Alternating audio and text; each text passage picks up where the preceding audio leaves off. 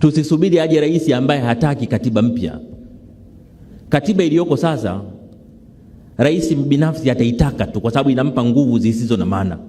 Daktari Emmanuel John Nchimbi ni mmoja ya wanasiasa waliopitia nyadhifa mbalimbali katika Chama cha Mapinduzi CCM, serikali na katika utumishi wa diplomasia kabla ya kufika nafasi ya makamu wa rais wa Jamhuri ya Muungano wa Tanzania. Tusiruhusu tupate rais ambaye hana hamna katiba. Karibu katika makala hii tuangazie safari ya Daktari Emmanuel Nchimbi, safari yake katika siasa kutoka Mbeya hadi makamu wa rais wa Jamhuri ya Muungano wa Tanzania.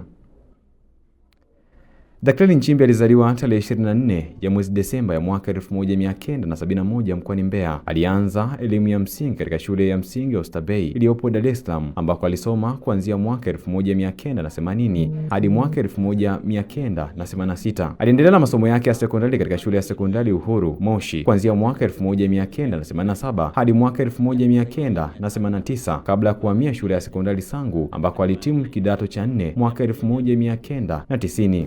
Kama yakitekelezwa nchi yetu. Kwa elimu ya juu ya sekondari alisoma Forest Hill Secondary School iliyoko Mbeya kuanzia mwaka 1991 hadi mwaka 1993 akimaliza kidato cha 5 na 6.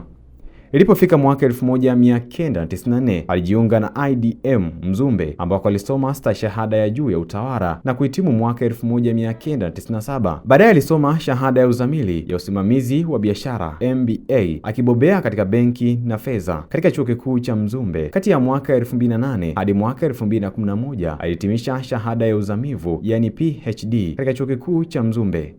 Safari ya Daktari Nchimbi katika siasa za CCM ilianza kwa kasi mwaka 1997 alipokuwa mjumbe wa halmashauri kuu ya taifa ya CCM neki. Ilipofika mwaka 1998 alichaguliwa kuwa mwenyekiti wa umoja wa vijana wa CCM yani UVCCM, nafasi iliyomjengea uzoefu mkubwa katika uongozi wa chama na siasa za kitaifa.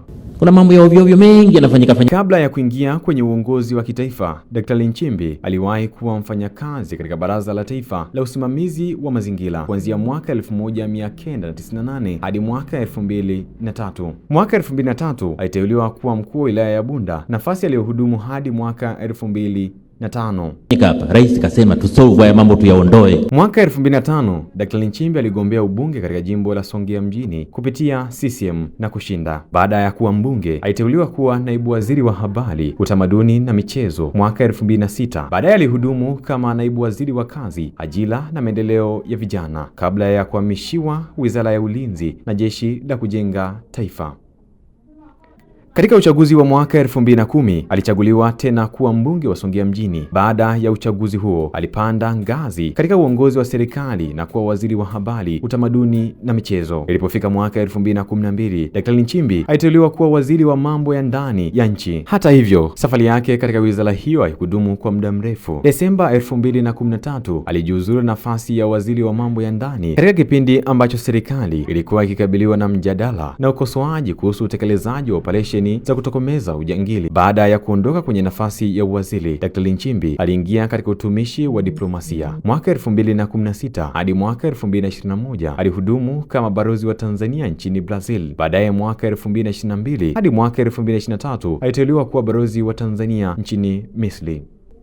Tarehe 15 Januari ya mwaka 2026 aliteuliwa kuwa katibu mkuu wa CCM akichukua nafasi ya Daniel Chongoro. Uteuzi huo ulimrudisha rasmi katika uongozi wa juu wa chama baada ya kipindi cha kuwa balozi. Safari ya Daktari Emmanuel Nchimbi imepitia katika hatua mbalimbali za uongozi, kutoka katika uongozi wa vijana wa CCM, mkuu wa wilaya, mbunge, naibu waziri, balozi, katibu mkuu wa CCM hadi kuwa makamu wa rais. Baada ya kutangaza kujiuzuru kwake tarehe 25 ya mwezi Agosti ya mwaka 2026, safari yake katika siasa na utumishi wa umma inafikia hatua mpya, huku kujiuzuru kwake kukitarajiwa kuanza rasmi tarehe 4 ya Septemba ya mwaka 2026. Habari ya watu wakati mwingine mtu ana hamu, maana unajua kuna wakati unakuwa na watu wana roho mbaya, unakuta mtu mmoja amekaa na roho mbaya pale